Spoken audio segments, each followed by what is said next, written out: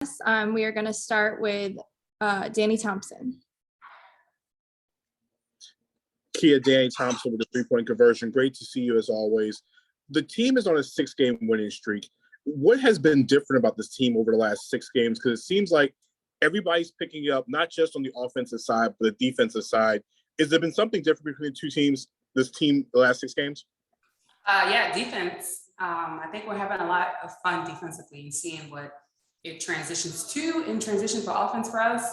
Mainly it's because, we've worked together over this Olympic break and obviously, adding our Olympics back. But just having faith in each other and I think more so just knowing that we have each other's back has made it more fun and made it more of a consistent thing 6 games in a row. We'll go to Kenneth Minaj. I just wanted to ask a few questions. So on Friday, stepping into the starting lineup for the injured BG, just wanted to ask, what were some of the things that coach spoke to you about stepping into the starting lineup? Just being myself. Again, I don't have to take on, BG is big and her shoes are big to fill, obviously. It's just, being myself and controlling what I can control and just doing the things that I needed to do for my teammates. When it comes to recently, Skylar Diggins-Smith has been named Western Conference Player of the Week. And I just wanted to ask you, just from an outside perspective, have you seen specifically anything different from her since she's come back from the Olympic break? From the outside perspective of us, as people looking at the sheets and the numbers, we're seeing a massive increase in her three-point percentage, and her scoring is also bumped up. So I just wanted to ask if there's anything from you seeing on the closer on the inside next to her, what has been different that has really pushed towards this outburst?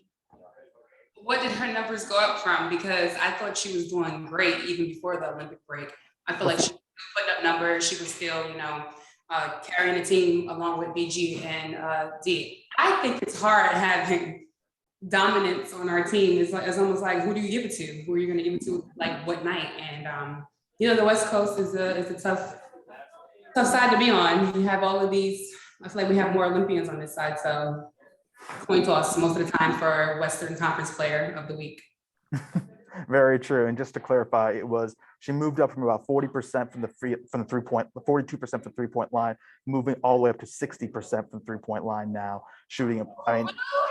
How often do you see players shooting above 60% from 3-point line even over a small stretch of games? Look at 6 or 7 games, but still, it's a significant sample size. She's on fire, quite literally. I guess we just gotta keep giving her the ball. She's doing everything well. She knows when to attack. She knows when to shoot it. She's pitching, giving the ball, giving great assists. Overall, she's just focused. I think a lot of us are coming back for the Olympic break. More time, getting acclimated, getting used to the ball, getting used to it just feels good. Thank you. That's all. Oh, I do one more question. I asked this earlier. In the shoot around, who owns the playlist for the music and as well for the during the pre-games? Oh, Alana Smith is our playlist. She's our DJ. So what is the vibe that she went for today? We didn't have shoot around today. We still have shoot around. Our practice, I meant. Oh, we don't have music during practice. Yeah. So no music during practice, only during shoot around, pre-game, post-game?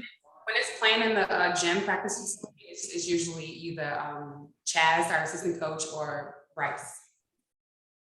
Gotcha. All right, thank you. That's all for me.